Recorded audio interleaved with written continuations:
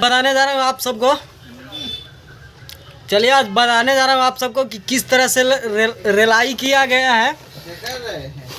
हर जगह हर वक्त दिख ही रहा होगा कि विपिन लाल यादव को किस तरह से रेलाई किया है और विशाल यादव को किस तरह से रेलाई किया गया है। इसको भी पता चल ही गया होगा,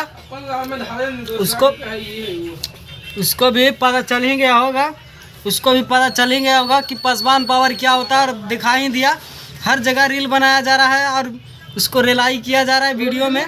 आप सब वीडियो में देखा ही होगा, नहीं देखा होगा तो देखिए, चलती हुई स्क्रीन पर वीडियो का रील दिख ही रहा होगा और दिखा दिया कि क्या बात होता है और किस तरह से बताया जाता है पावर, किस तरह से दिखाया जाता है।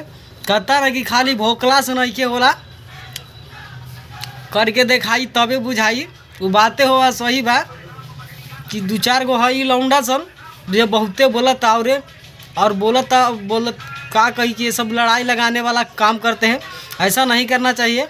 और ये सब चुतिया लौंडा है ना, ये सब 2-4 गो आ गया, पता नहीं किधर से आया गया है, यही सब ऐसा कर रहा है। और बाकी सब तो ऐसा ही है, ये सब को पता ही नहीं चलता चुतिया साला को। देखिए फिर अगला वीडियो में बताएंगे, अगला वीडियो में इंतज़ार कीजिए।